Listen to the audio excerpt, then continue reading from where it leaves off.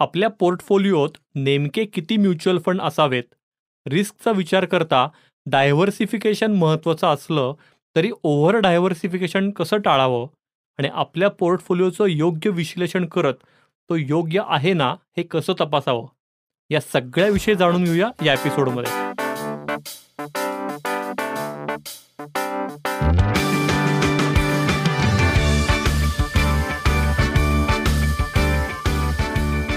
फंडा म्युच्युअल फंडाचा या आमच्या पॉडकास्टमध्ये समस्त गुंतवणूकदार श्रोत्यांचं अगदी मनापासून स्वागत. क्रिसेंट या पुण्यातल्या आघाडीच्या म्युच्युअल फंड डिस्ट्रीब्युटर फर्मचे संचालक भूषण वाणी हे आपल्या सोबत आहेत. हॅलो भूषण, कसे आहात तुम्ही? हॅलो निरंजन, मी मस्त मजेत. आपण कसे आहात? एकदम बढिया. ग्रेट. भूषण, म्युच्युअल फंड सही है याचं आपण ऐकतो, बट क्या आपका पोर्टफोलिओ सही है हा प्रश्नही वारंवार विचारायला पाहिजे का गुंतवणूकदारांनी स्वतःला, हे या एपिसोडमधून आपल्याला बघायचं आहे. सो पहिला प्रश्न येतो की म्युच्युअल फंडाचा पोर्टफोलिओ, शेअर्सचा पोर्टफोलिओ, पोर्टफोलिओ मॅनेजमेंट अशा टर्म्स सतत कानावर पडत असतात. तर हे पोर्टफोलिओ नेमकं काय प्रकरण असतं, काय सांगाल याविषयी? म्युच्युअल फंड सही है बट आपका पोर्टफोलिओ सही है क्या, असं मला कायम प्रत्येक इन्व्हेस्टरच्या बाबतीत म्हणावं असं वाटतं. याचं कारण असं आहे की पोर्टफोलिओ हा कसा असला पाहिजे, किंबहुना पोर्टफोलिओ म्हणजे काय याचा जर आपण विचार केला तर पोर्टफोलिओ म्हणजे मी म्युच्युअल फंडातली केलेली गुंतवणूक किंवा शेअर्समध्ये गेलेली गुंतवणूक म्हणजेच फक्त पोर्टफोलिओ का, तर असे नाही. तर मी जी काही इन्व्हेस्टमेंट करत असेल, म्हणजे मी सोन्यात गुंतवणूक करत असेल इन्व्हेस्टर म्हणून, मी जागेमध्ये प्लॉट विकत घेत असेल, मी फ्लॅट विकत घेत असेल, किंबहुना मी कमोडिटीमध्ये गुंतवणूक करत असेल, बँकेच्या एफडीत गुंतवणूक करत असेल, म्युच्युअल फंडमध्ये गुंतवणूक करत असेल, शेअर्समध्ये गुंतवणूक करत असेल, या सगळ्यांचं एकत्रीकरण करून जी इन्व्हेस्टमेंट तयार होते त्याला आपण पोर्टफोलिओ असे म्हणू शकतो. परंतु जे वाक्य तुम्ही वापरलं आणि जे अतिशय योग्य आहे असं मला वाटतं की म्युच्युअल फंड सही है, ही टॅगलाईन तर आहेच ॲम्फी किंवा सेबीने बनवलेली, म्युच्युअल फंड सही आहे, बट क्या आपका पोर्टफोलिओ सही आहे. आपण असं जेव्हा म्हणतो तेव्हा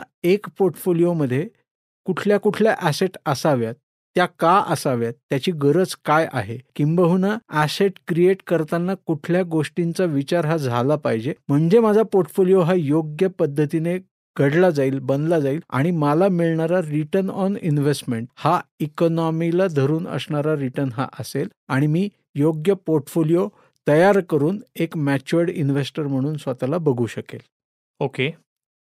mutual fund investment is subject to market risk ही डिस्क्लेमरमधली ओळ सगळ्यांना तोंडपाठ असते. तर ही मार्केटमधली रिस्क कमी करण्यासाठी पोर्टफोलिओचं डायव्हर्सिफिकेशन महत्त्वाचं ठरतं का? निरंजन, आपण पहिल्या प्रश्नात पोर्टफोलिओ म्हणजे वेगवेगळ्या इन्व्हेस्टमेंटचा एकत्रीकरण म्हणजे पोर्टफोलिओ असं बघितलं. म्हणजे ज्याच्यात आपण सेव्हिंग बँक अकाउंटमधली गुंतवणूक, कमोडिटीमधली गुंतवणूक, एफडीमधली गुंतवणूक, म्युच्युअल फंडातली गुंतवणूक, शेअर्समधली गुंतवणूक, रिअल इस्टेटमधली गुंतवणूक, ह्या सगळ्यांचं एकत्रीकरण म्हणजे पोर्टफोलिओ. आता हे पोर्टफोलिओ यातली रिस्क, मार्केट रिस्क, म्हणजे आता ही मार्केट रिस्क जी आहे ती फक्त म्युच्युअल फंडलाच लागू होते का, किंबहुना ती प्रत्येक इन्व्हेस्टमेंटला लागू होते असं मला वाटतं. फक्त म्युच्युअल फंड कंपनी किंवा ॲम्फीने दिलेल्या डिस्क्लेमर प्रमाणे म्युच्युअल फंड कंपनीला, ॲसेट मॅनेजमेंट कंपनीला किंवा किंबहुना कुठल्याही डिस्ट्रीब्युटरला त्याच्या जाहिरातीत हे कायम सांगायला लागतं की mutual fund is subject to market risk, please read offer document carefully before investing. आता हे ट्रान्सपरंटली आधी सांगितलं जातं. आता हे सांगण्याचे फायदे आणि तोटे दोन्ही पण आहेत. फायदा असा की बाबा आम्ही ट्रान्सपरंटली सांगतोय की आमच्या प्रॉडक्टमध्ये रिस्क आहे, पण ती रिस्क समजून घेऊन इन्व्हेस्टरने इन्व्हेस्टमेंट केली पाहिजे. तोटा असा की ही लाईन बघूनच कोणी इन्व्हेस्टमेंटला येत नाही. खरंय. परंतु जर आपण इन्व्हेस्टमेंटचा विचार करतोय, आपण वेगवेगळ्या ॲसेटमधल्या गुंतवणुकीचा विचार करतोय, म्हणजे उदाहरण जर घ्यायचं झाल्यास की आपण रिअल इस्टेटमध्ये एखादी जागा विकत घेतोय, पुण्यातल्या जवळपासच्या एरियात पुढच्या 30-35 किलोमीटर अंतरामध्ये आपण एक प्लॉट विकत घेतोय. आता तो प्लॉट तिथे का घ्यावा, त्यानंतर त्या प्लॉटचं तिथे व्हॅल्युएशन काय असलं पाहिजे, त्यानंतर त्या प्लॉटमध्ये मला कोणी एन्क्रोचमेंट करणारं मिळणार आहे का, म्हणजे ह्या सगळ्या रिस्कच माझ्या आहेत ज्या मी समजून नक्की घेतोय का. सो ह्या कुठेही मेन्शन केलेल्या नाहीयेत, ह्या मला स्वतःहून समजून घ्यायच्या आहेत किंवा त्याचं डिस्क्लेमर कुठेही दिलेलं नाहीये. असंच जर मी एफडीच्या बाबतीत विचार केला तर एफडी मध्ये काय रिस्क आहे, तर एफडी मध्ये मला मिळणारा रिटर्न हा इन्फ्लेशनला बीट करणारा रिटर्न नाहीये. जसं आरबीआय रेपोचा रेट वर खाली करणार आहे तसेच व्याजाचे दर, बँकांच्या एफडीच्या व्याजाचा दर असेल किंवा लोनचा व्याजाचा दर असेल, हा वर खाली होणार आहे. मग ही देखील एक रिस्क आहे, ही देखील कुठे मेन्शन केलेली नाही किंवा ह्याचा देखील इन्व्हेस्टमेंट करताना इन्व्हेस्टर हा विचार करत नाही. मग mutual fund is subject to market risk, याचाच काय इतका विचार व्हावा. आता ते डिस्क्लेमर कंपल्सरी केल्यामुळे ते प्रत्येक ऍड मध्ये किंवा ॲडोटोरियल मध्ये किंवा कुठल्याही मार्केटिंग मटेरियल मध्ये मेन्शन करायला लागतं. ही ओळ आहे, पण ती ओळ किंवा ती रिस्क आहे असं समजून पुढे न जाता ती रिस्क नक्की काय आहे आणि आपल्याला गुंतवणूक करताना आपल्या पोर्टफोलिओचं डायव्हर्सिफिकेशन हे आपल्या appetite to take the risk, ability to take the risk, या दोन गोष्टी किंबहुना या दोन संज्ञा व्यवस्थित समजून घेऊन मग गुंतवणूकदाराने गुंतवणूक कशी करायची आणि मग डायव्हर्सिफिकेशन त्यातलं योग्य आपण कसं अचीव करू शकू. आणि सुरुवातीच्या प्रश्नामध्ये मी जसं सांगितलं की इकॉनॉमीला धरून आपला रिटर्न हा कसा असेल, योग्य परतावा एक मॅच्युअर्ड इन्व्हेस्टर म्हणून आपण कसा पदरात पाडून घेऊ आणि आपलं योग्य डायव्हर्सिफिकेशन इन्व्हेस्टमेंटचं कसं करू शकू हे आपल्याला समजून घेणं गरजेचं आहे. वा, प्रमेय तुम्ही म्हणताय तसं की ही ट्रान्सपरन्सी म्युच्युअल फंड दाखवतं जे बाकी ॲसेट क्लास तसं दाखवत नाहीत. म्हणजे रिस्क ही सगळ्याच बाबतीत आहे म्हणलं तर प्रत्येक ठिकाणीच परतावाही तसाच आहे. अगदी असं म्हणणं चुकीचं आहे निरंजन, कारण आज सेंट्रल गव्हर्नमेंट बॉडी ही प्रत्येक इन्व्हेस्टमेंटला वेगवेगळ्या चाकोरीतून बघते किंवा वेगवेगळे लीगल नॉर्म्स त्याच्यासाठी लावते. म्हणजे रिअल इस्टेटला आता विचार केला तर रेरा नावाचा नॉर्म हा आणलेला आहे गेल्या काही कालावधीत. सो ह्या सगळ्या संज्ञा किंवा ह्या सगळ्या लिगलिटीज ह्या हळूहळू प्रत्येक ॲसेटमध्ये येतातच आहेत. फक्त त्याचं डायरेक्ट कोरिलेशन इन्व्हेस्टर बघत नाही. इथे डायरेक्टली ते मेन्शन केलेलं असल्यामुळे ह्याचा फार प्रचार होतो किंवा त्याच्याकडे फार लक्ष दिलं जातं. Correct. Bhushan, specifically mutual fund पोर्टफोलिओचा विचार केला तर डायव्हर्सिफिकेशन आणि ओव्हर डायव्हर्सिफिकेशन मध्ये नेमका काय फरक दिसतो तुम्हाला? म्युच्युअल फंड पोर्टफोलिओ किंबहुना आपण फक्त म्युच्युअल फंड असा न विचार करता ॲसेटचा जो पोर्टफोलिओ याचा आपण विचार करतोय आणि आपण वेळोवेळी सांगत आलोय की आपला स्मार्ट ॲसेट ॲलोकेशनचा फंडा म्युच्युअल फंडाचा पॉडकास्ट हा प्रत्येक श्रोत्याने ऐकावा.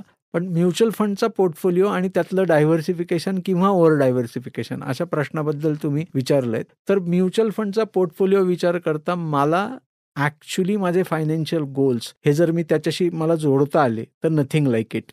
फायनान्शियल गोल जोडता आलेत म्हणजे नक्की काय, की माझं रिटायरमेंटचं प्लॅनिंग आहे आणि ज्याच्यासाठी मला काही पैसे इन्व्हेस्ट करायचे, तर हा एक माझा फायनान्शियल गोल झाला. मग आता ह्या गोलमध्ये, फायनान्शियल गोलमध्ये मला विचार करताना कशा प्रकारची इन्व्हेस्टमेंट केली पाहिजे आणि ती कुठल्या प्रकारच्या ॲसेटमध्ये मोडते किंबहुना मोडली तर मला रिटर्न ऑन इन्व्हेस्टमेंट हा योग्य येऊ शकतो. म्हणजे जर माझ्या रिटायरमेंटला 20 वर्ष बाकी आहेत तर मला डेफिनेटली इक्विटी प्रकारच्या म्युच्युअल फंडमध्ये गुंतवणूक करायला हरकत नाही. आता जर मला रिटायरमेंट कॉर्पस हा 5 करोड रुपये 20 वर्षानंतर हवा आहे आणि पुढची 30 वर्ष ते पैसे मला टप्प्याटप्प्याने दर महिन्याला मिळणार आहेत, म्हणजेच माझं मासिक उत्पन्न चालू राहणार आहे म्युच्युअल फंडच्या सिस्टमॅटिक विड्रॉल प्लॅनच्या माध्यमातून, तर मला किती टक्के परतावा आला पाहिजे किंबहुना मला आज किती इन्व्हेस्टमेंट केली पाहिजे, या सगळ्याचा सारासार विचार करायला लागतो. सो मग या प्रश्नाला समराईज करताना मी असं सांगेल की पोर्टफोलिओ बनवताना आपले फायनान्शियल गोल्स आधी डिफाईन करा. ते गोल्स डिफाईन करून मग त्या गोलनुसार आपल्याला कुठला फंड निवडायचा आहे, कुठली ॲसेट मॅनेजमेंट कंपनी निवडायची आहे याचं सल्लागाराशी सल्लामसलत करा आणि आपली रिस्क देखील त्याच्याबरोबर मांडा की माझी रिस्क घेण्याची मानसिकता किती आहे, ॲबिलिटी किती आहे, विलिंगनेस माझा कसा आहे, या सगळ्यांची सांगड घालून मग मी माझ्या पोर्टफोलिओचं जर योग्य पद्धतीने डायव्हर्सिफिकेशन केलं तर मला परतावा योग्य मिळेल. At the same time over diversification असं जे तुम्ही म्हणालात, तर इन्व्हेस्टर्स नेमकं काय करतात, तर बऱ्याचदा माझ्यासमोर पोर्टफोलिओ असे येतात की मी लार्ज कॅप फंड घेतलाय, तर मी 3-4 वेगवेगळे वेगवेगळ्या कंपन्यांचे लार्ज कॅप फंड घेतो. मी मिड कॅप फंड निवडलाय तर 7 ते 8 मिड कॅप फंड मी निवडतो. मी स्मॉल कॅप फंड घेतलाय तर मी 8-8, 10-10 स्मॉल कॅप फंड निवडतो. आता हे असंख्य फंड पोर्टफोलिओला घेऊन खरंच डायव्हर्सिफिकेशन होतं का? म्हणजे all egg should not be in one basket हे खरं जरी असलं तरी म्हणून मग मी 5-5 लार्ज कॅप किंवा 4-4, 8-8 मिड कॅप फंड घेऊन मला जे रिटर्न एक्सपेक्टेड आहे ते मी अचीव करणार नाहीये किंबहुना ते अचीव होणार नाहीये. मी जितका कॉन्सन्ट्रेटेड पोर्टफोलिओ ठेवेल किंवा मग मला तिथे विचार करताना मला योग्य ॲसेट मॅनेजमेंट कंपनी कशी निवडायची आहे, त्या कंपनीची प्रोसेस कशी आहे, ती प्रोसेस समजून घेऊन मग त्यांचा जर फंड मी निवडला मग तो कॅटेगरीतला कुठलाही असेल जो माझ्या रिस्कला धरून असणारा असेल. म्हणजेच थोडक्यात मला संसार करायचा आहे त्या फंडाबरोबर, आयुष्य घालवायचंय कारण माझा 10, 15, 20 वर्षांचा मोठा फायनान्शियल गोल आहे आणि मग माझे छोटे देखील गोल असतील म्हणजे शॉर्ट टर्मचे गोल असतील तर त्या पद्धतीने मला फंड निवडायचं आहे. असं जर मी डायव्हर्सिफिकेशन केलं आणि मग तिथे माझा अगदी इमर्जन्सीचा कॉर्पस, मग शॉर्ट टर्मचा कॉर्पस, मिड टर्मचा कॉर्पस आणि लॉंग टर्मचा कॉर्पस अशा व्हरायटी ऑफ रिक्वायरमेंट कॉर्पससाठी वेगवेगळे फंड निवडले आणि मग त्याचा एकत्र पोर्टफोलिओ बनवला तर मला असं वाटत नाही की ओव्हर डायव्हर्सिफिकेशन होईल. फक्त हे करताना उगीच 3-3, 4-4 फंड एकेका कॅटेगरीतली घेण्याची गरज नाही कारण रिटर्न हे बाय प्रॉडक्ट आहे. रिटर्न हे कोणाच्याही हातातलं नाही. फंड मॅनेजर योग्य असणं हे नक्कीच गरजेचं आहे पण at the same time fund manager हा काही गॉड नाहीये. त्याने घेतलेले कॉल्स हे चुकू शकतात, त्याने घेतलेल्या आयडियाज चुकू शकतात परंतु तो कायमच चुकीचा ठरेल आणि कायमच बरोबर येईल असं गृहीतक समजून किंवा ते डोक्यात ठेवून मग पुढे इन्व्हेस्टमेंटला जाणं हे योग्य नाही. म्हणजेच ओव्हर डायव्हर्सिफिकेशन करणं हे योग्य नाही. अगदी बरोबर आहे. आपण वेगवेगळ्या ॲसेट क्लासचा विचार करतोय तर इक्विटी, डेट, कमॉडिटी अशा वेगवेगळ्या सेक्टर्सचा विचार करता प्रत्येक क्षेत्राचे किती म्युच्युअल फंड मग पोर्टफोलिओत असावेत? आधीच्या प्रश्नात यातला काही पार्ट आपण बघितलाय असं मला वाटतं परंतु परत आपण याचं थोडंसं ब्रीफ घेऊयात की आपण इक्विटी, डेट, कमॉडिटी हे मुख्य ॲसेट क्लास आहेत आणि ह्या प्रत्येक ॲसेट क्लासमध्ये गुंतवणूक असणं हे गरजेचं आहे कारण प्रत्येक ॲसेट क्लासचं स्वतःचं एक वैशिष्ट्य आहे आणि प्रत्येक ॲसेट क्लास आपल्याला काहीतरी परतावा हा मिळवून देणार आहे. आता जेव्हा आपण काहीतरी परतावा मिळवून देणारे असं म्हणतो तेव्हा त्या रिस्पेक्टिव्ह एन्व्हायरमेंटला ओव्हरऑल बाजाराची परिस्थिती काय आहे, इकॉनॉमीची परिस्थिती काय आहे, त्या देशाची परिस्थिती काय आहे आणि किंबहुना जगाची परिस्थिती काय आहे. म्हणजे मी जेव्हा देशाची आणि जगाची म्हणतो तर इकॉनॉमीची परिस्थिती काय आहे या बेसिसवर त्या रिस्पेक्टिव्ह ॲसेट क्लासचा रिटर्न हा ठरत असतो. म्हणजेच मग मला डेट, इक्विटी, कमॉडिटी किंबहुना real estate as an asset अशा चारही ॲसेट क्लासमध्ये जेव्हा पैसे लावायचे तर माझं एज काय आहे, माझ्या कुटुंबाचं सगळ्यांचं मिळून ॲव्हरेज एज काय आहे, माझे फायनान्शियल गोल्स हे कुठले कुठले आहेत, त्या फायनान्शियल गोल्सचं ड्युरेशन माझं काय काय असणार आहे, त्या गोल्सला लागणारा कालावधी किती आहे. म्हणजे मुलीचं शिक्षण आहे तर 10-15 वर्षानंतरचं आहे, माझं रिटायरमेंट हे 20 वर्षांनंतरचं आहे. सो असं ड्युरेशन मी म्हणतोय. तर हे ड्युरेशन किती आहे त्या बेसिसवर मला या प्रत्येक ॲसेट क्लासमध्ये किती पर्सेंटेज ऑफ इन्व्हेस्टमेंट ही केली गेली पाहिजे ह्याला काहीतरी लॉजिक आणि मॅट्रिक्स आहे हे समजून घेऊन आणि म्हणूनच सल्लागाराचं महत्त्व तितकंच आहे. त्या सल्लागाराशी सल्लामसलत करून मग त्या प्रत्येक ॲसेट क्लासमध्ये वय परत्वे, फायनान्शियल गोल परत्वे, त्याच्या ड्युरेशननुसार किती पर्सेंटेज इन्व्हेस्टमेंट केली पाहिजे, त्या सेक्टर्सचा विचार कसा झाला पाहिजे आणि मग माझा पोर्टफोलिओ हा योग्य पद्धतीने कसा डिझाईन झाला पाहिजे हे समजून घेणं अत्यंत गरजेचं आहे. कारण होतंय असं की आपण हे समजून न घेता पुढे जातो आणि 10 वर्षानंतर आपल्याला लक्षात येतं, 15 वर्षानंतर आपल्याला लक्षात येतं की इथे आपली ही चूक झाली आहे. पण ती चूक आर्थिक घडामोडीत किंवा आपल्या पुढच्या येणाऱ्या फायनान्शियल गोलमध्ये खूपच भारी पडू शकते आणि त्या गोलपासून आपण वंचित राहू शकतो. तर हे होता कामा नये. म्हणूनच आपल्याला योग्य ॲसेट ॲलोकेशन हे गरजेचं आहे. म्युच्युअल फंडमध्ये इक्विटी, डेट, कमॉडिटी हे सगळ्या ॲसेट क्लासचा समावेश हा करता येतो. जर माझं एज, आपण ह्याच्यात 2 ते 3 केस स्टडीज बघूयात की माझं एज हे 30 वर्ष आहे तर माझा हायेस्ट ॲसेट हे इक्विटीचं असलं पाहिजे. माझं जर 40 वर्ष वय आहे तर माझा इक्विटीचा ॲसेट, डेटचा ॲसेट आणि कमॉडिटीचा ॲसेट ह्याच्यात परत इक्विटीचंच ॲसेट मोठं असेल, डेटचं ॲसेट जे माझ्या शॉर्ट टर्मच्या गरजा आहेत त्याच्यासाठीचं असेल आणि कमॉडिटी ॲसेट हे ओव्हरऑलच मला पोर्टफोलिओला कॉन्ट्रा थीम माझ्या असावी म्हणून घेणं गरजेचं आहे. जर माझं वय 60च्या जवळपास असेल तर माझा डेटचा कंपोनंट पोर्टफोलिओमधला हा जास्त असला पाहिजे, कारण माझी जर रिस्क घेण्याची मानसिकता नसेल किंबहुना मी जर खूप दोलायमान परिस्थितीत माझं मन वळत असेल मार्केटप्रमाणे आणि तेवढंच व्हॉलाटाईल मी स्वतःला करून घेत असेल, इम्बॅलन्स होत असेल आणि मग मला स्वतःला बीपी डायबिटीसची गोळी लावून घेत असेल, तर ते घडू न देता मला शांतपणे डेट ह्या ॲसेट क्लासचा विचार केला पाहिजे. पण ॲट दी सेम टाईम एखादा इन्व्हेस्टर असा देखील असू शकतो की माझा जो काही पोर्टफोलिओ बनलाय तो 100% इक्विटीत असला तरी हरकत नाही, मला दर महिन्याला जे काही खर्चाला पैसे लागतायत ते मला सिस्टमॅटिक विड्रॉल प्लॅनच्या माध्यमातून मिळावे, बाकी मला कुठल्याही पैशांची गरज नाहीये आणि मग त्या पैशांकडे मी पुढची 10, 15, 20 वर्ष बघणार नाहीये. मग ते अननेसेसरी डेट किंवा कमोडिटी ह्या ॲसेट क्लासमध्ये लावण्याची गरज नाही. एकदमच डिटेलमध्ये एक्सप्लेन केलं तुम्ही. तरी पण आता अजून एक बेसिक प्रश्न आहेच आहे की large cap, mid cap, small cap, gold, sectoral funds, तर यापैकी नेमके किती फंड्स प्रत्येक ह्याचे आपल्या पोर्टफोलिओत असावेत?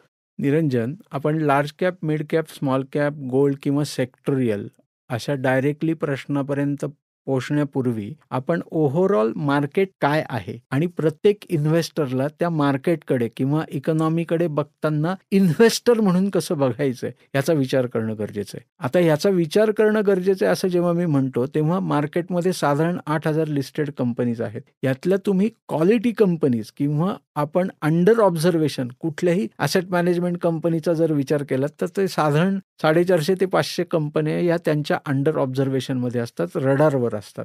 आता ह्यातल्या काही कंपन्या लार्ज कॅप असतील, काही मिड कॅप असतील, काही स्मॉल कॅप असतील, काही मायक्रो कॅप देखील कंपनीज असतील. सो मग असं जर असेल तर एक फंड मॅनेजर किंवा भारतातल्या सगळ्या ॲसेट मॅनेजमेंट कंपनी मिळून जर 500-600 स्टॉक रिसर्च करत असतील तर मी इन्व्हेस्टर म्हणून सगळ्या स्टॉक्सकडे का बघायचंय किंवा सगळ्या इन्व्हेस्टमेंटकडे का बघायचंय? सो असं न करता माझ्या पोर्टफोलिओला गरज पैशांची कधी आहे, त्याचं ड्युरेशन जसं आपण मगाशी बघितलं काय आहे. जर त्याचं ड्युरेशन 10 वर्ष असेल तर माझ्या पोर्टफोलिओला मेजर पोर्शन हा लार्ज कॅपचा असला पाहिजे. जर माझं ड्युरेशन साधारण 15 वर्ष असेल तर माझा बऱ्यापैकी पोर्शन मिड कॅप या सेगमेंटमध्ये असला तर हरकत नाही. जर माझं ड्युरेशन हे 20 वर्षांपेक्षा जास्त असेल, मी माझं ड्युरेशन असं ज्यावेळी म्हणतोय तेव्हा माझ्या फायनान्शियल गोलचं ड्युरेशन हे 20 वर्षांपेक्षा अधिक असेल तर मला सेक्टोरियल किंवा स्मॉल कॅप या थीमला जायला या प्रकारच्या फंडाकडे बघायला नक्की हरकत नाही. ओके, आता large cap, mid cap, small cap, gold, sectoral ह्यापैकी नेमके किती फंड्स असावे असा जो आपला प्रश्न आहे, तर ह्याच्यात साधारणतः 5 ते 6 फंड माझ्या पोर्टफोलिओला असावे. याच्यापेक्षा जास्त फंड माझ्या पोर्टफोलिओला किंवा कुठल्याही इन्व्हेस्टरच्या पोर्टफोलिओला असू नयेत. मग मगाशी म्हटल्याप्रमाणे की जे तुम्ही प्रश्न विचारला होता की ओव्हर डायव्हर्सिफिकेशनकडे आपण वळू आणि किंबहुना आपलाच रिटर्नचा अल्फा, टेक्निकल शब्द थोडासा आहे की माझ्याच पोर्टफोलिओला मिळणारा परतावा हा जर 12% मिळणारा असेल, 15% मिळणारा असेल तर बिकॉज ऑफ ओव्हर डायव्हर्सिफिकेशन मी स्वतःच तो रिटर्न कमी करून घेतो ॲज अ इन्व्हेस्टर म्हणून. तर तसं घडू नये, कारण जेव्हा मी 5 ते 6 फंडांचा पोर्टफोलिओ म्हणतो ज्याच्यात large cap, mid cap, small cap, multi cap, gold, sectoral ह्या सगळ्यांचं कॉम्बिनेशन मी एकत्र आणू शकतो आणि हे एकत्र कॉम्बिनेशन घेऊन मला योग्य अल्फा, योग्य रिटर्न देखील मिळणार आहे. ॲट दी सेम टाइम सुरुवात आपण जी केली की मार्केटमधल्या ऑलमोस्ट सगळ्या क्वालिटी कंपनीज ह्या आपल्या पोर्टफोलिओला असणार आहेत जर आपण योग्य मॅनेजमेंट कंपनी निवडली तर, योग्य म्युच्युअल फंड कंपनी निवडली. परफेक्ट. तुम्ही आता बोलताना म्हणलात की 5 ते 6 म्युच्युअल फंड हे पोर्टफोलिओत साधारण असावेत, पण दुसरीकडे काही काहींच्या पोर्टफोलिओत 50 किंवा अगदी 100हून अधिक म्युच्युअल फंड्स असतात. असं तुमच्या बघण्यात आलंय? काय सांगाल तुम्ही? म्युच्युअल फंड सही है या वाक्याने आपण सुरुवात केली आणि म्युच्युअल फंडमध्ये हॅपी इन्व्हेस्टर्सचं प्रमाण किंवा पर्सेंटेज हे फारसं नाहीये. आता हे फारसं नाहीये ह्याची कारणं काय आहेत?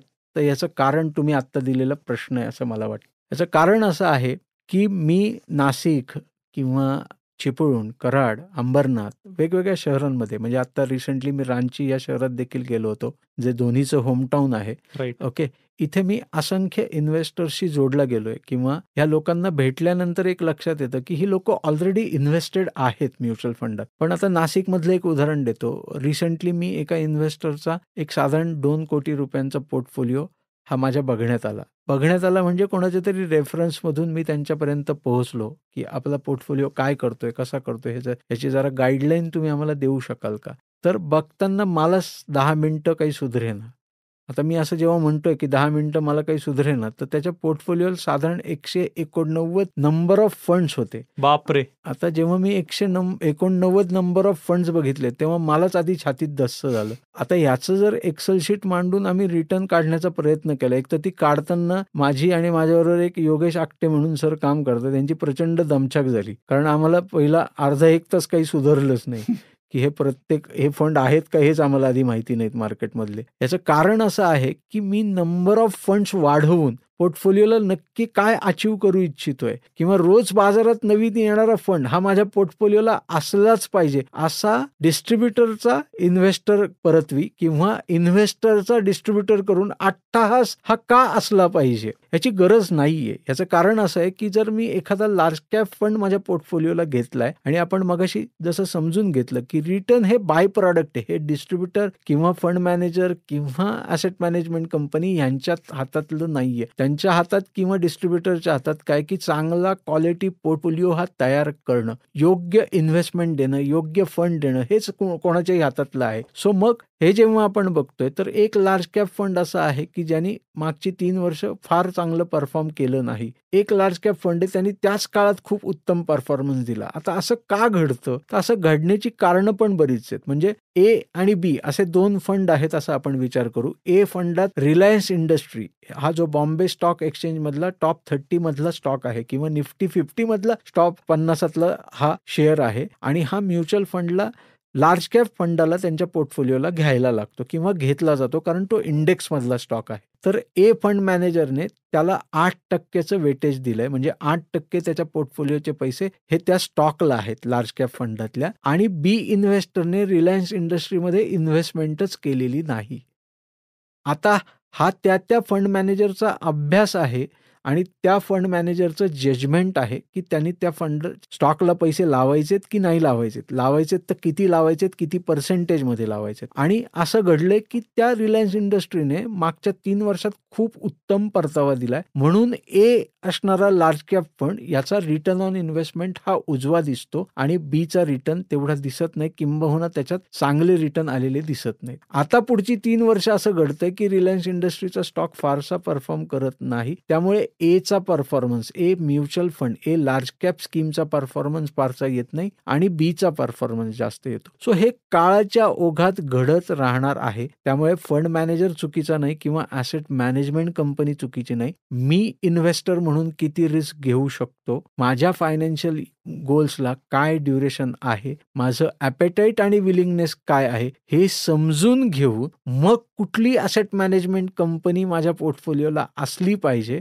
त्या फंडाचा प्रत्येक, मग तो लार्ज कॅप फंड असेल, मिड कॅप फंड असेल, स्मॉल कॅप फंड असेल, कुठल्याही प्रकारचा फंड असेल तर त्या फंडचा स्टँडर्ड डेव्हिएशन, रिस्क ही किती आहे हे समजून घेऊन, त्या फंडांचा शार्पे रेशो किती आहे हे समजून घेऊन, आता ह्या सगळ्या टेक्निकल गोष्टी हा गुंतवणूक सल्लागारच आपल्याला सांगू शकतो. तर त्याच्याकडून त्याचा सल्ला घेऊन, सल्ला मसलत करून योग्य पद्धतीने आपली रिस्क मांडून मग इन्व्हेस्टरने पोर्टफोलिओ डिझाईन करायचा आहे, मग पुढे जायचं आहे आणि मग large cap, mid cap, small cap किंवा कुठल्याही कॅटेगरीचा थीमॅटिक किंवा सेक्टोरियल ह्याचा विचार करायचा आहे. वा, भूषण, एक जस्ट कुतूहल म्हणून तुम्ही म्हणलात की तुम्ही एकांचा पोर्टफोलिओ बघितलात, 189 फंड्स होते आणि 2 कोटीचा पोर्टफोलिओ आहे. तर तुमच्या मते आयडियली इतक्या रकमेसाठी किती फंड्स हे सफिशियंट ठरू शकतात?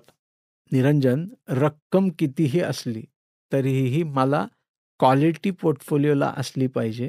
माझ्या पोर्टफोलिओची रिस्क ही कमीत कमी ठेवून मी योग्य परतावा कसा घेऊ शकतो याच्यावर इन्व्हेस्टर म्हणून माझा जोर हा लागला पाहिजे. तिसरी महत्त्वाची गोष्ट, माझे फायनान्शियल गोल्स ज्या ड्युरेशनचे आहेत त्या अँगलनेच फंड निवडला गेला पाहिजे. आणि चौथी आणि सगळ्यात महत्त्वाची गोष्ट, फंड निवडण्यापूर्वी मी ज्या ॲसेट मॅनेजमेंट कंपनीबरोबर जातोय, ती ॲसेट मॅनेजमेंट कंपनी जी प्रोसेस डिफाईन करून पुढे चाललेली आहे, स्टॉक सिलेक्शनची प्रोसेस असेल किंवा डेट प्रॉडक्ट निवडताना डेट सिक्युरिटीजची सिलेक्शनची प्रोसेस असेल, किंबहुना त्यांच्या ॲनालिस्टची स्वतःची एक प्रोसेस आहे. या सगळ्या प्रोसेस इंटॅक्ट आहेत. त्या प्रोसेसेस या फॉलो केल्या जातात. त्या फॉलो केल्यानंतर त्या फंडाला त्या रिप्लिकेट होतात आणि त्या काळानुरूप फॉलो केल्या जातात. त्याच्यात बदल घडताना जी मार्केटची गरज आहे, इकॉनॉमीची गरज आहे, त्या पद्धतीनेच बदल हा केला जातो. तो बदल हा इन्व्हेस्टरपर्यंत कळवला जातो. हे सगळं समजून घेऊन ही ट्रान्सपरन्सी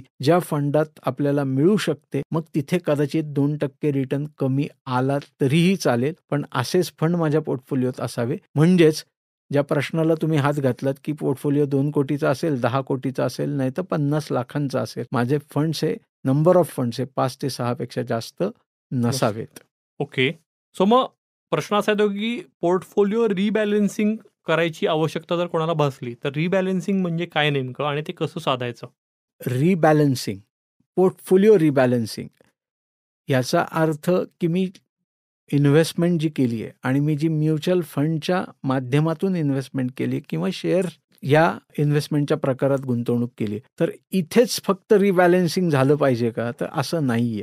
रिबॅलन्सिंग हे पूर्ण ॲसेटचं झालं पाहिजे. एंटायर ॲसेटचं ॲलोकेशन याचा आपण विचार करतोय. म्हणजेच entire asset is my portfolio. Okay. जसं आपण अगदी पहिल्या प्रश्नात बघितलं की वेगवेगळ्या ॲसेटला एकत्र करून तयार होणारी इन्व्हेस्टमेंट म्हणजे माझा पोर्टफोलिओ. मग आता बऱ्याचदा असं होतंय की बाबा एक आपण केस स्टडी म्हणून असं घेऊयात, एक इन्व्हेस्टर आहेत की त्याचा सगळा मिळून पोर्टफोलिओ हा साधारण 1 करोड रुपयांचा आहे. ज्याच्यात त्याच्याकडे रिअल इस्टेटची ॲसेट आहे, ज्याचा 40 लाखांची व्हॅल्यू आहे. ज्याच्यात त्याच्याकडे इक्विटी आणि इक्विटी म्युच्युअल फंड, सगळा म्युच्युअल फंड आणि शेअर्स याचा मिळून 30 लाखांचा पोर्टफोलिओ आहे.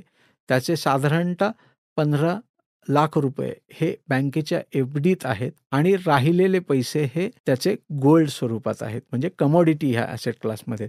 आता हे झालं त्याचं सुरुवातीचं ॲसेटचं ॲलोकेशन, जी त्यांनी त्याच्या मनाने केलेली इन्व्हेस्टमेंट ही आहे. जेव्हा इन्व्हेस्टर आपल्यापर्यंत पोहोचतोय, तेव्हा आपण त्याला हेच समजून सांगण्याचा प्रयत्न करतोय की त्याच्या एजनुसार, फॅमिलीच्या ॲव्हरेज एजनुसार, त्याच्या फायनान्शियल गोल्सनुसार त्याच्या ॲसेटची विभागणी आणि त्या ॲसेटचं ॲलोकेशन, त्या ॲसेटमध्ये प्रत्येक ॲसेट क्लासमध्ये किती पर्सेंटेज ॲसेट त्याची असली पाहिजे, म्हणजे त्याला मिळणारा रिटर्न ऑन इन्व्हेस्टमेंट हा इकॉनॉमीला धरून असेल. आणि जेव्हा तो रिबॅलन्सिंग करायला येतोय, ओके, म्हणजे केस स्टडी 2 आपण विचार करू की ऑलरेडी एखादा इन्व्हेस्टर आहे ज्याने वयाच्या 40व्या वर्षी इन्व्हेस्टमेंटला सुरुवात केली, काही रक्कम देऊन आपल्याकडे सुरुवात केली. जेव्हा त्याला सांगण्यात आलं होतं की तुझा 60% पोर्शन हा इक्विटी प्रकारच्या ॲसेटमध्ये पाहिजे आणि राहिलेला पोर्शन हा डेटमध्ये पाहिजे, कारण त्याला रिअल इस्टेटमध्ये फारशी ॲसेट जनरेट करण्यात रस नव्हता किंवा कमॉडिटीमध्ये त्याला फारसा रस नव्हता. सो 60-40 ही इक्विटी आणि डेटची विभागणी झाली आहे. म्हणजे इक्विटी म्युच्युअल फंड 60% आणि 40% डेट अशी त्याची विभागणी झाली. आता होतंय असं की जेव्हा आपण मार्केट पुढे सरकताना बघतो, इकॉनॉमी पुढे सरकताना बघतो, शेअर बाजार पुढे जाताना बघतो, तर हेच त्याच्या 1 कोटीची किंमत 3 वर्षानंतर 1,30,00,000 रुपये झालेली दिसते, ज्याच्यात त्याच्या इक्विटी म्युच्युअल फंडची किंमत 60 लाखांची 90 लाख रुपये झालेली आहे आणि 40 लाख रुपये त्याचे आहेत तसे डेट या फंडात आहेत, ते फारसे वाढलेले नाहीत किंवा त्याच्यावर त्यांनी डिव्हिडंडच्या स्वरूपात परतावा हा घेतलेला आहे. आता सुरुवातीचं त्याचा कम्फर्ट ॲसेट ॲलोकेशनचा काय होता, 60 आणि 40. आत्ता दिसताना वाढलेले पैसे असे दिसत आहेत की त्याचं 60-40 हे पर्सेंटेज ॲलोकेशन हे हललेलं आहे, किंबहुना साधारण 75 ते 80% हे इक्विटी ॲसेट क्लासमध्ये आलेत आणि राहिलेले पैसे हे डेट ॲसेट क्लासमध्ये. सो परत रिबॅलन्सिंग करताना त्या 1,30,00,000ची विभागणी ही 60 आणि 40 या पर्सेंटेजमध्ये करणं, म्हणजे आपण त्याच्याबरोबर बसून ठरवलेल्या पर्सेंटेज ॲसेट प्रमाणे रिबॅलन्सिंग करणं. आता हे कायमस्वरूपी करणं गरजेचं आहे अशा प्रकारच्या इन्व्हेस्टर बरोबर. याचं कारण असं आहे की कायम माझ्या मनात धाकधूक आहे की मार्केट वर जाईल की खाली जाईल, इकॉनॉमी चांगलं करेल की वाईट करेल. आता ही भीती जेव्हा मनात बाळगून मी पुढे सरकत असतो इन्व्हेस्टर म्हणून, तर मला योग्य परतावा माझं रिबॅलन्सिंगच करून देऊ शकतं. म्हणूनच माझ्या पोर्टफोलिओचं रिबॅलन्सिंग हे दरवर्षी किंबहुना रेग्युलर इंटरवलला होणं गरजेचं आहे, जर मी स्वतःला एक पॅनिक इन्व्हेस्टर म्हणून पुढे आणत असेल तर. संपूर्ण एपिसोड भूषण खूप नवीन टर्मिनॉलॉजीज कानावर पडल्या आणि खूप डिटेलमध्ये एक्सप्लेन केलं तुम्ही. म्हणजे हे शेवटचे रिबॅलन्सिंगचा पण जो मुद्दा आहे, तर इतकं डिटेलमध्ये मी कुठंच वाचलं नव्हतं किंवा ऐकलं नव्हतं. सो हा संपूर्ण एपिसोड मला असं की खूप सारे टेक अवेज मिळालेले आहेत. सगळ्यात मेन पोर्टफोलिओ म्हणजे काय आणि त्याचं मॅनेजमेंट कसं असायला पाहिजे, नंबर ऑफ म्युच्युअल फंड्स किती पाहिजेत, या सगळ्याविषयी तुम्ही अगदी सखोल माहिती दिली आहे. येस निरंजन, जाता जाता या पॉडकास्टमध्ये एवढंच सांगेल की योग्य इन्व्हेस्टर म्हणून घडा, मॅच्युअर्ड इन्व्हेस्टर म्हणून घडा. पोर्टफोलिओ हा कसा असला पाहिजे याच्यावर प्लीज कॉन्सन्ट्रेट करा, कारण काळाच्या ओघात वय वाढल्यानंतर 10 वर्ष 15 वर्ष 20 वर्ष गेल्यानंतर ते जर लक्षात आलं तर आपण खूप स्वतःचं मोठं नुकसान करून घेणार आहोत. सो योग्य दिशा ही सुरुवातीलाच मिळणं गरजेचं आहे. आणि जे आपण कायम सांगण्याचा प्रयत्न करतोय की म्युच्युअल फंड सही है बट मेरा पोर्टफोलिओ सही है क्या, हे कुठेतरी चेक होणं गरजेचं आहे. कारण जो तुम्ही प्रश्न विचारला होता की एका पोर्टफोलिओला 50 फंड 100 फंड, खरोखरीच याची गरज नाहीये. आपल्याला कॉन्सन्ट्रेशनने देखील उत्तम परतावा आपल्या पोर्टफोलिओला मिळू शकतो. परफेक्ट. श्रोते हो, तुम्हालाही तुमचा पोर्टफोलिओ बिल्ड करायचा असेल किंवा आहे त्या पोर्टफोलिओमध्ये काही चेंजेस करायचे असतील, काही सुधारणा करायच्या असतील, तर तुम्ही क्रिसेंटला अगदी हक्कानं संपर्क साधू शकता. त्यांचा नंबर प्लीज नोट डाऊन करून घ्या. नंबर आहे 9764125533. मी नंबर परत एकदा रिपीट करतो, 9764125533. याशिवाय तुम्ही crescentmfd.com या त्यांच्या वेबसाईटलाही भेट देऊ शकता. हा एपिसोड तुम्हाला आवडला असेल तर आमचं चॅनल नक्की लाईक करा, सबस्क्राईब करा आणि तुमच्या फ्रेंड सर्कलमध्ये किंवा नातेवाईकांनाही याची लिंक नक्की शेअर करा. हा पॉडकास्ट तुम्ही Spotify, Apple podcast, Jio Saavn, गाना, ॲमेझॉन म्युझिक यासह क्रिसेंटच्या यूट्यूब चॅनलवरही अगदी मोफत ऐकू शकता. आत्ता आपण ऐकलात भूषणवाणी आणि निरंजन मेढेकर यांच्या आवाजात फंडा म्युच्युअल फंडाचा हा पॉडकास्ट. ही क्रिसेंटची निर्मिती असून साऊंड्स ग्रेडची 2024ची प्रस्तुती आहे. डिस्क्लेमर: म्युच्युअल फंड गुंतवणूक ही बाजारातील जोखमीच्या अधीन आहे. गुंतवणूकदारांनी योजनेशी संबंधित सर्व कागदपत्रे काळजीपूर्वक वाचावीत. फंडा म्युच्युअल फंडाचा या पॉडकास्टचा उद्देश गुंतवणूक विषयक जनजागृती हा आहे.